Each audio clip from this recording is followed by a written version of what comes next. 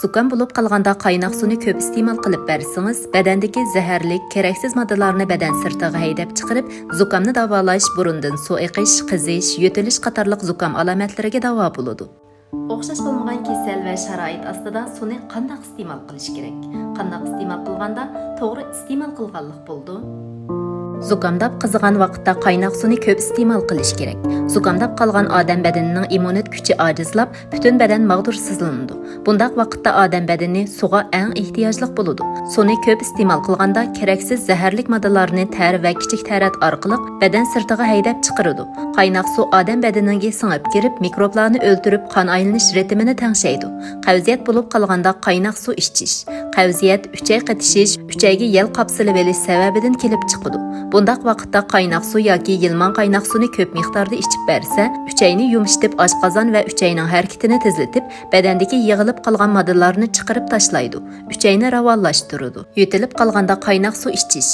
Atiyoz kuz faslida yo'tal bo'lib qolganda qaynoq suvni ko'proq iste'mol qilish kerak. Qaynoq suv kekirdakni yumoralashtirib, qichishishni to'xtatadi. Balg'amni bo'shatib, yallig'ni qaytaradi. Yo'talni to'xtatadi. Yurak kasali bor kishilar har kuni uxlashdan avval 1 stakan qaynoq suv ichish. Har kuni uxlashdan avval 1 stakan qaynoq suv ichib bersa, qon aylanishini ilgari surib, qon qaytishish, qon qo'yilishining oldini oladi. Odam badani modda almashishining eng yaxshi payti kechida bo'ladi. Shunga kechda suv ichishni odat qilsangiz, zaharlik moddalarni haydab chiqaradi.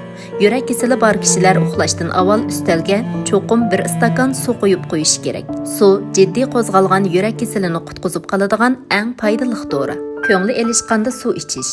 Mayliq tamoq yeganda, mashinada uzun yo'l manganda, ko'ngli elishgan vaqtda suv ichib bersa, ko'ngli elishishni to'xtatib, yallig'ning oldini elish rolini o'ynaydi. Yuz terisi qurg'oqlashsa suv ichish. Yuz terisi asosligi suv kamchil bo'lish sababidan qurg'oqlashadi. Qaynoq suvni ko'p iste'mol qilib bersa, yuz terisiga suv to'liqlash, sapkilni suslashtirish, terining modda almashishini ilgari surish qatorliq roli bo'ladi. Qaynoq suv ichish qizlarning teri go'zallashtirish, teri asrashdagi muhim usul. O'roqlashni o'ylaganda suv ichish. Tamoqdan keyin 1 stakan suv ichish orqali tamoqni singdirish, hazm qilishni ilgari surish maqsadiga yetkili bo'ladi. Shuning bilan birga badandagi zaharni haydash, toksinni haydash, mayni parchalash, sog'lom o'roqlash maqsadiga erishgili bo'ladi. Kayfiyat jiddiylashganda suv ichish. Kayfiyat nacharlashib jiddiylashgan vaqtda 1 stakan suv ichish orqali jiddiylikni besish, pasaytish unimiga yetkili bo'ladi. Suv ichish barliq kasalliklarga davo bo'ladigan eng yaxshi dori. Har vaqt suv ichishni unutmang.